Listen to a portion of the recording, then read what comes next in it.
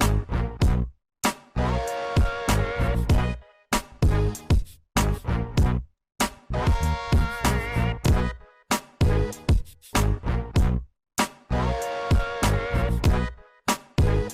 my name is Annika. My name is Leone.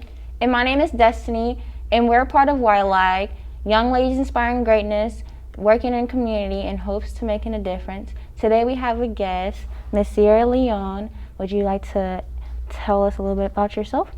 Hello. First and foremost, it is an absolute honor to be here with you today and to share this space. I mean, to just have a conversation, you know, as Miss Sherelle said, to just sit together and talk.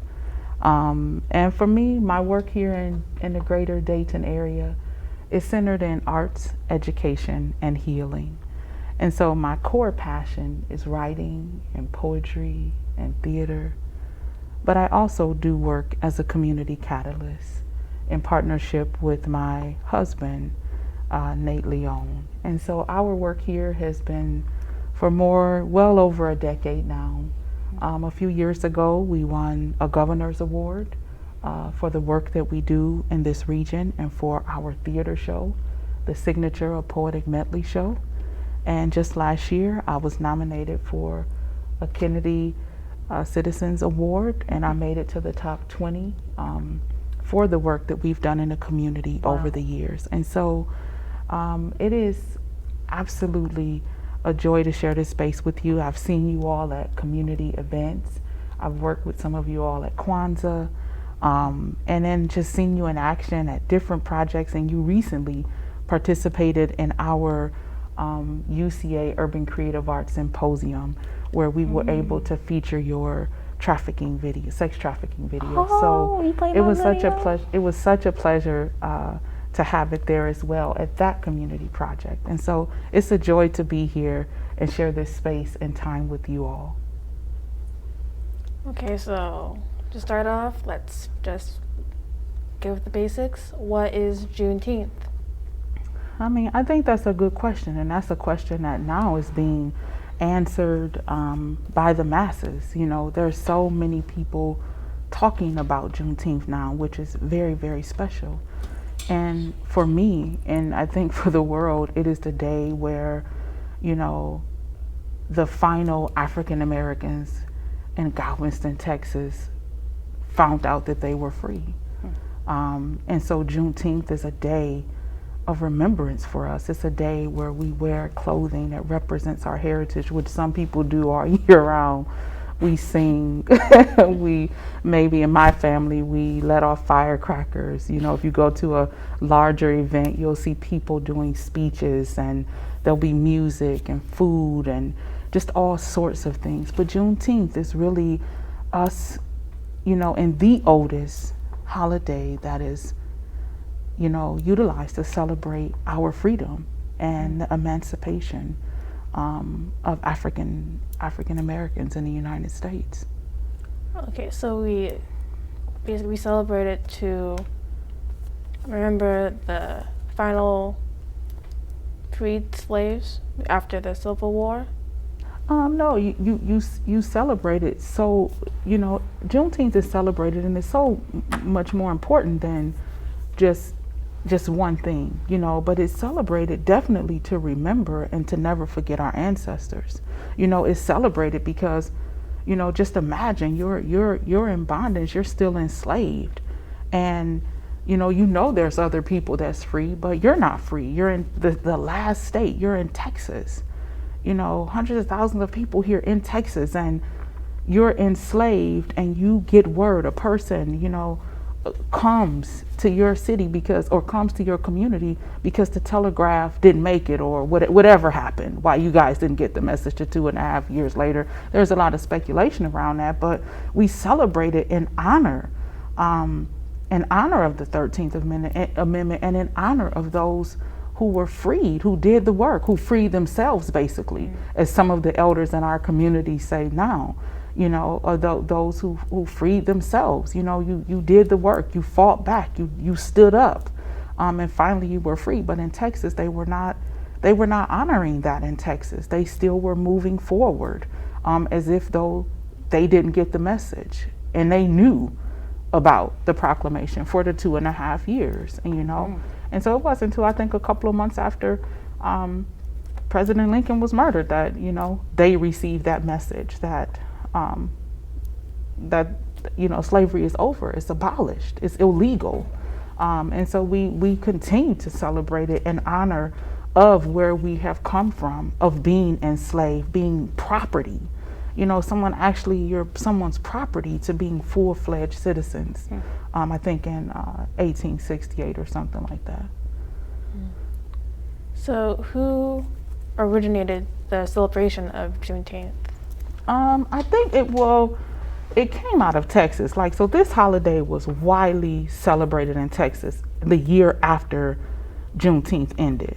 The year after the Emancipation Proclamation was actually activated in Texas. So then it became a huge holiday in Texas where, it would always be prayers, it would always be spiritual songs. And so it originated in Texas.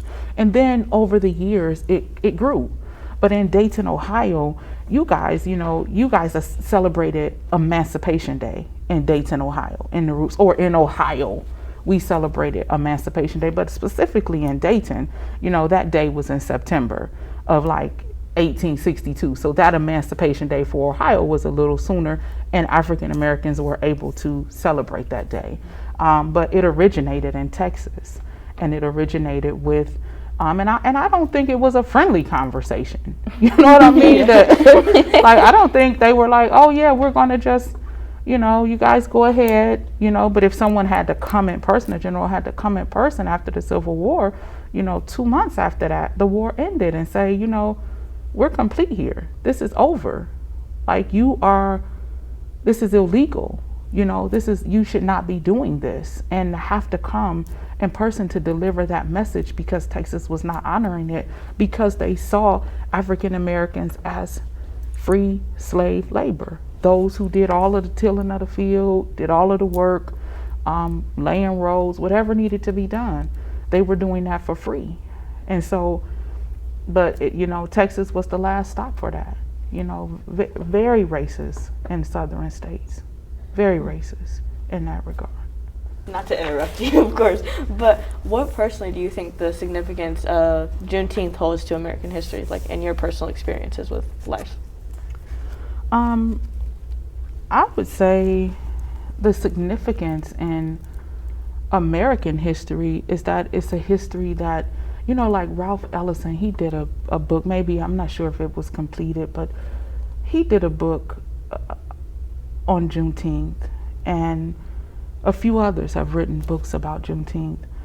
But what I've read and its significance is around this whole idea to continue to question this idea of, if you look at the past and American history, and you look at how people forget, or people act as if though it did not happen, or it's written about in books as sort of a servitude experience, that people were not beaten and murdered and raped and all sorts of things done to them. And I think the significance of American history is realizing that this is a country that was built on free labor and the backs of African American people. And for us, Juneteenth, and if you're celebrating Juneteenth or Emancipation Day, whatever it is very, very important that we acknowledge that. And like Ralph Ellison said, it's very important that we continue to use days like this with youth like yourselves to question. In what ways are you questioning right now in the world? Your generation is doing so much work around the significance of American history, the significance of what do you do with your power and your influence. You guys are doing that right now. Can you talk to me a little bit about what that looks like? Because if you want to know from American significance right now in the 21st century, we're looking at social justice. That's a big part of Emancipation Day and a big part of Juneteenth. Ensuring that we're really looking at the past and not living there per se, not forgetting that we need to move forward, but really examining where we've come from so we do not relive that, and really knowing that history and being connected to that history. I mean, Dayton has such a rich history when you look at historians like Margaret Peters. You look at, folks like Larry Crow or Amope Carter. Du Bois. You look at folks like that, and they are doing amazing work as elders. The elders counselor that's here, they have so much history and rich support for young people to connect with. At Baba Bing Davis, I know you guys go by the Ebonea Gallery sometime and visit there and learn about history in that regard as to how it's connected to Dayton. But I think connecting it to you, how is social justice work being done? How are you participating in that in your world? Well, I recently, Martin Luther King, well, not recently, but I've attended the MLK March. I think it was on 3rd Street, but I participated and I said a speech to a group of people, basically telling them what it meant to me, like what the day, Martin Luther King Day, meant to me. And like, I wanted to educate some people like what it actually means, because like when we're taught in school, it's like kind of like, watered down in a sense.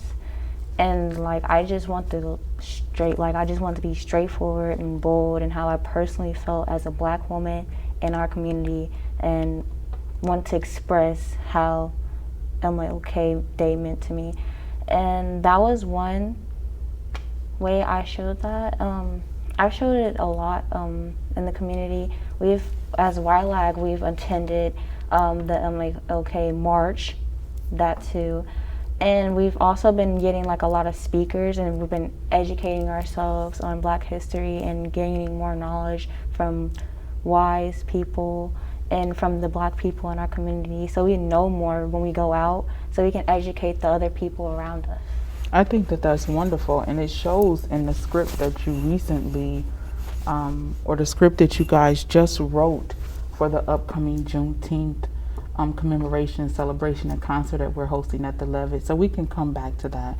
But I think that that's amazing, amazing work that you're doing in the community, and that, Ms. Sherelle and your organization, has you involved in. I think that is a beautiful way to express that connection to emancipation, or that Emancipation Day and those celebrations, or in connection to Juneteenth and the work that's done. Because that same speech could be read at an event like a Juneteenth event, and you can revise that as you grow your message, and you stay connected to that message. So I think that's beautiful. How about you ladies? Personally, I participate in a lot of marches as well. I've attended the Birmingham, Alabama Children's Crusade March in remembrance, and I thought that was a great way to get like really immersed into like history, and especially with like in relation to like Juneteenth, like the forgotten parts of history, like remembering that MLK, like what he did, along with so many other like children, people just like us, getting immersed into that and really creating a change for our community, because we've been through so much. I think that that's beautiful. I recall going to Atlanta and visiting the museum and just his spaces that's there for MLK, and the church, and all of that. And it was very, I was there with my son, and it was very powerful, to see, what really stood out to me was, as you said, in that remembering was a video we were watching of some lynchings, or just the history of that. And it just really stuck with me. It was one of those things that made me never want to forget, and just remember my role and my voice and my influence, and how I can show up in the world, whether that's in a small way or a large way, but just remember to show up, because this is trauma work, as well. That's heavy trauma.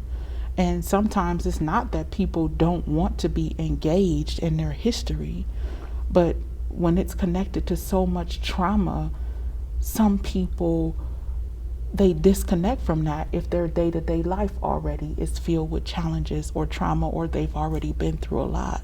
And so I think having ways that empower you and support you with doing that work is very important, to balancing what you're learning, because you can become, when you were there, you could become very angry without realizing it. Very upset, and really not always know what to do with that. But I think having strong community, strong family, strong mentors, and also friends is a perfect way to balance that.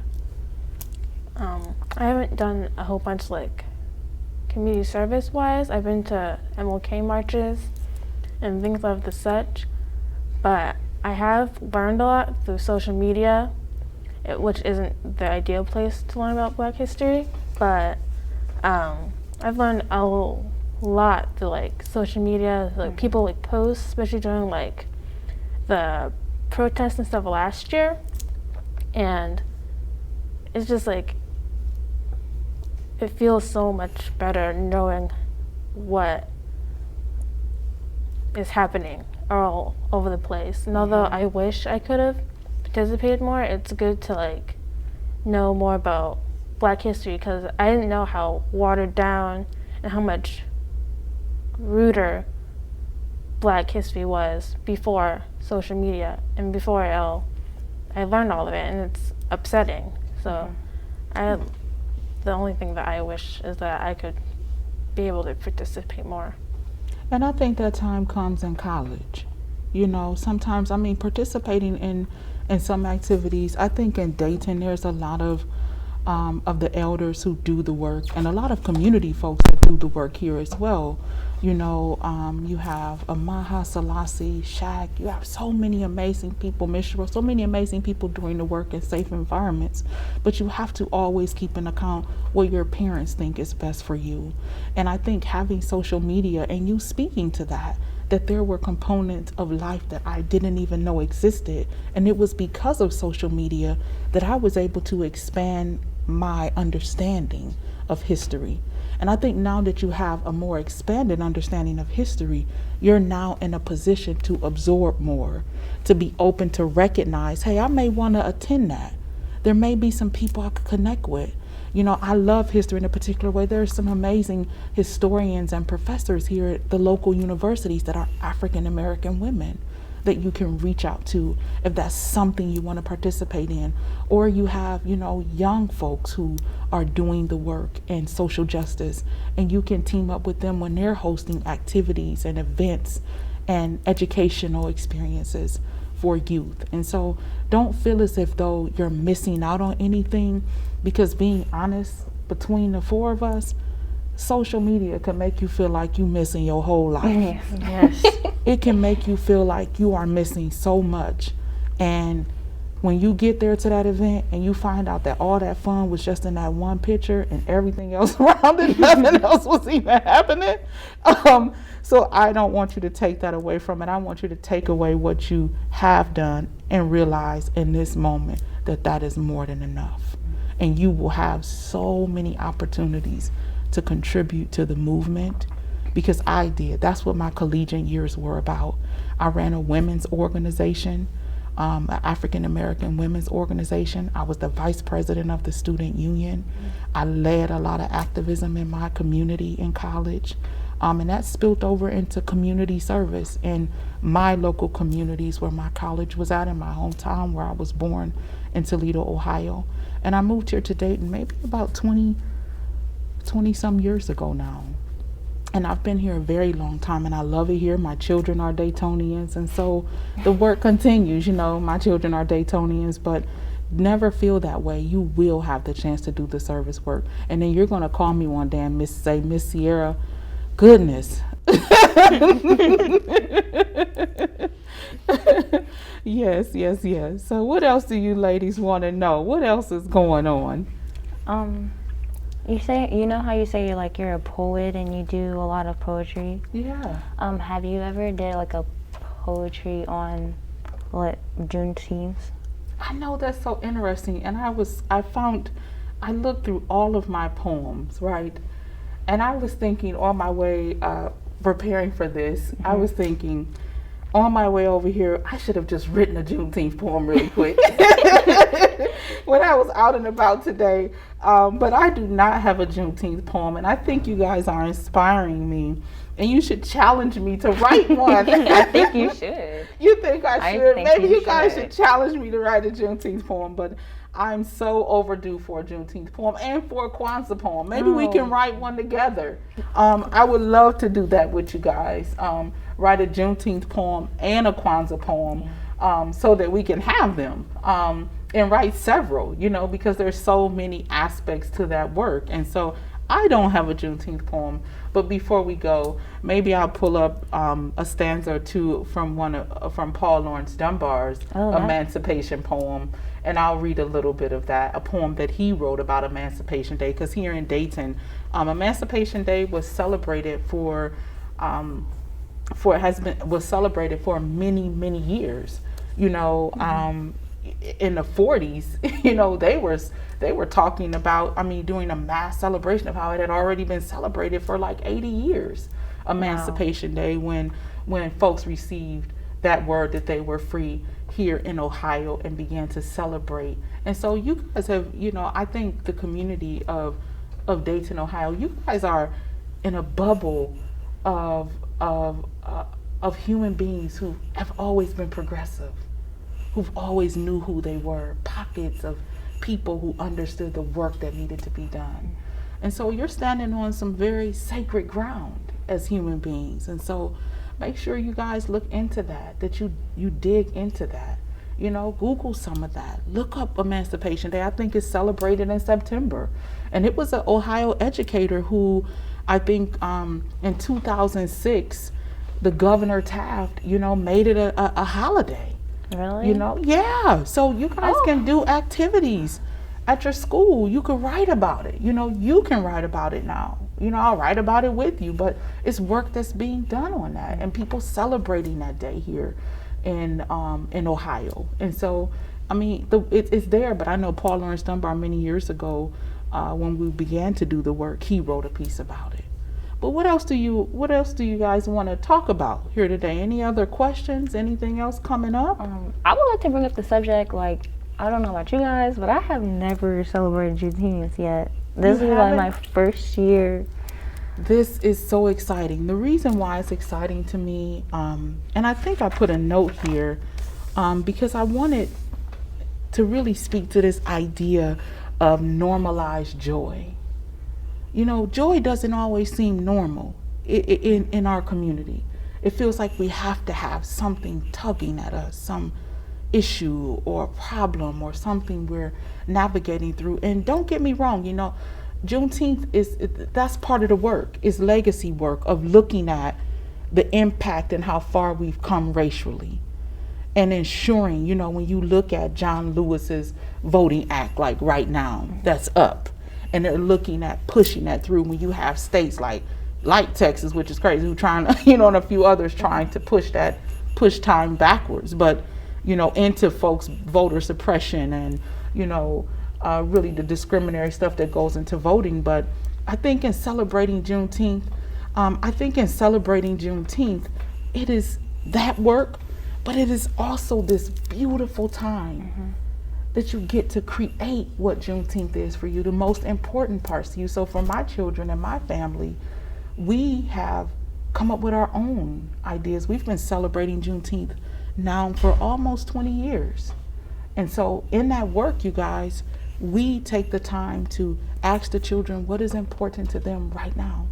So we look at that. We take time to honor and look at our ancestors, our family, heritage, and history. We take time during Juneteenth, and we do light firecrackers, let me be clear. We do eat barbecue. We eat cold drinks, as we say, and we drink cold drinks, as we say, and cold drinks is soda, and usually red. And we are festive with family and community. I think it's very special this year.